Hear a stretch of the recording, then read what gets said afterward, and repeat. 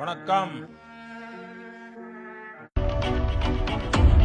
भारत और पाकिस्तान के बीच चल रहे इस टकराव में सबसे जोरदार धमाका किसी बम का नहीं, किसी विमान का नहीं, MiG-21 का नहीं, F-16 का नहीं, 1000 किलो के बम का नहीं, दोनों देशों के मीडिया का है। वायुसेना ने आतंकी ठिकानों को तबाह कर दिया। तो अब बारी है देश के अलग अलग शहरों की तस्वीरें आपको दिखाने की, किस तरह से भारत की वायुसेना को, भारत की सेना को आज सैल्यूट कर रहे हैं।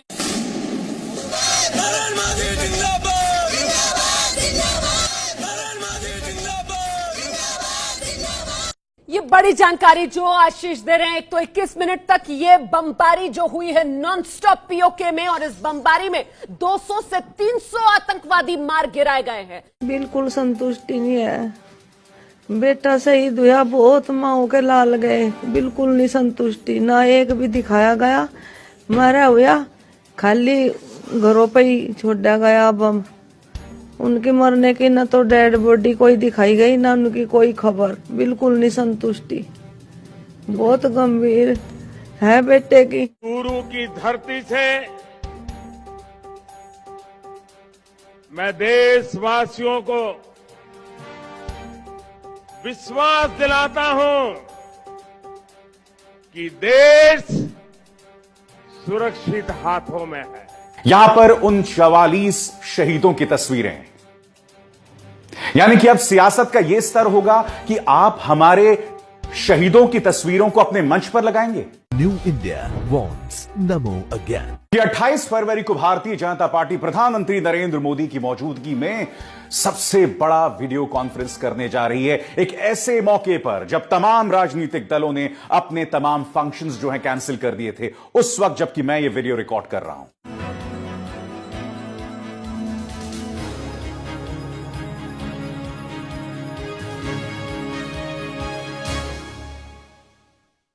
टीवी चैनलों पर चीखते चिल्लाते एंकर, देश की जनता को गुमराह करते अपने ही कुछ मीडिया संस्थान का ये तरीका अब सवालों के घेरे में है।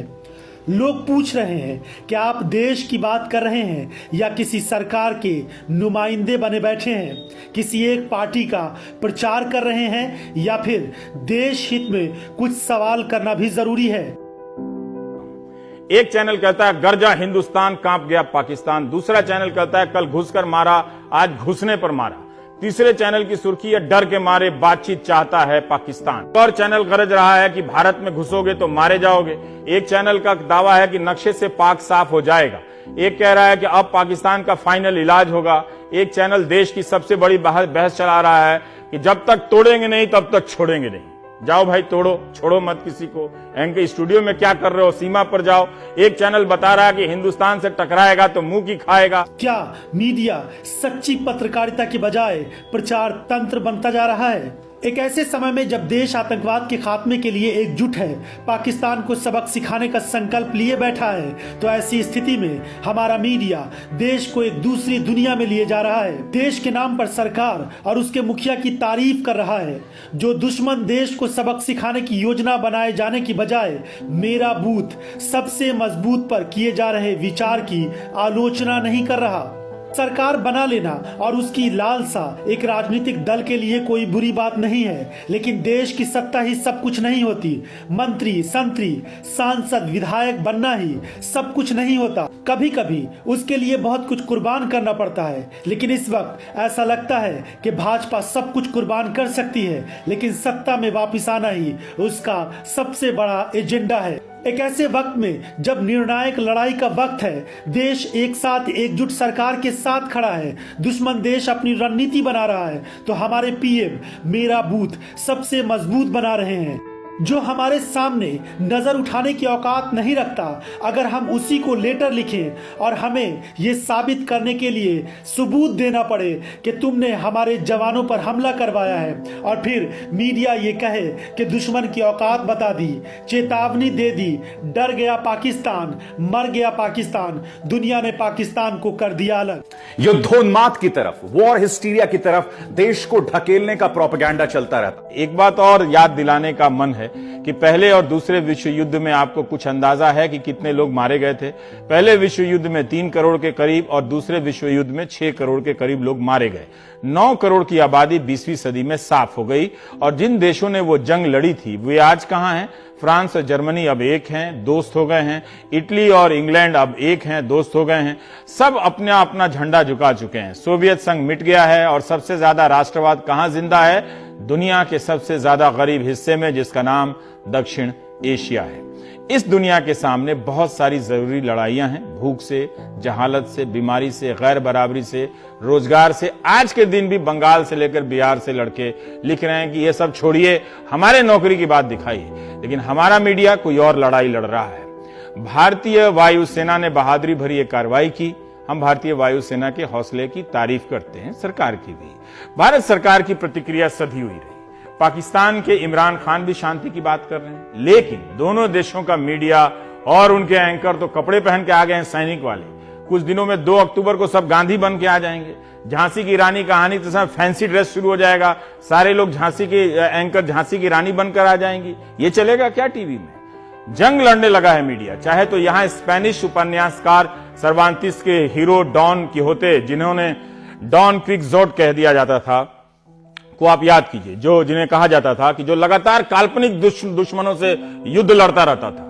भारत और पाकिस्तान के मीडिया में भी जैसे कई डॉन की होते हैं जो कल से ही तलवारें भांज रहे हैं, कपड़े सिलवा लाए हैं सबने कि सेना के लेकर बैठ गए हैं। तो भर्ती हो जाते, पहले एनडीए का टेस्ट दे लेते। ये वक्त एक निर्णायक लड़ाई का था, लेकिन अब बातचीत के रास्ते आगे बढ़ाए जा रहे हैं। पाकिस्तान को जवाब देने के बजाय बातचीत के जरिए से मामले का हल निकालने के रास्ते खोजे जा रहे हैं। चुनाव हो तो सरकार बनाने के लिए लोगों से वोट की अपील करना, अपनी उपलब्धियों को गिनाना कोई गलत बात नहीं है। लेकिन जंग का माहौल हो तो उस वक्त थोड़ा इंतजार करना, दुश्मन से बदला लेना और इसी के लिए हर रणनीति बनाना बेहद जरूरी होता है। जब सरहद पर जवान लड़ रहे हैं, देश के लोग दुश्मन को हराने की उम्मीद लगाए बैठे हैं, ऐसी हालत में मेरा बूथ सबसे मजबूत का दावा किया जा रहा है और मीडिया सरकार से कोई सवाल नहीं करे तो फिर आप अपना ख्याल खुद ही रखिए। Bureau report, Bharat voice. क्या प्रधानमंत्री को इस बात का आभास था? क्या आभास था? क्योंकि देखिए, आपने आपकी अपनी इंटेलिजेंस फेलियर के चलते, आपकी अपनी गलतियों के चलते पुलवामा हुआ। आपने कश्मीर को अपने निजी सियासत के लिए बार बार उसे आग की तरफ धकेला, जिसके चलते वहां हालात बद से बदतर हो गए। भारत ने मान लिया कि विंग कमांडर हमारा अपना है, और अगर भारत नहीं भी मानता दोस्तों, तो इन न्यूज चैनल्स का यह घटिया निचले स्तर का प्रोपेगेंडा चलता रहता। एक अखबार ने लिखा है कि नापाक ठिकाने निस्ताना बूद। दूसरे अखबार में लिखा जैश का जोश जमी दोज। तीसरे अखबार ने लिखा शहीदों की 13वीं से पहले बदला। चौथे ने लिखा भारत के 12 मिराज देख भाग गए पाकिस्तान के F-16 फाइटर। नाचती गाती भाषा बता रही है कि मीडिया को अपनी जिम्मेदारी का एहसास नहीं है। आप सेना के पराक्रम के बहाने जो पत्रकारिता का पतन देख रहे हैं, उसको नोट नहीं करेंगे तो ये टीवी जो है एक दिन आप ही को विस्थापित करने के लिए ये सारा स्वांग रच रहा है, ड्रामा कर रहा है। उसकी नजरें तथ्यों पर नहीं है, माहौल बनाने पर। आप चुनाव में युद्ध का इस्तेमाल और चुनाव के समय युद्ध के इस्तेमाल को समझिए।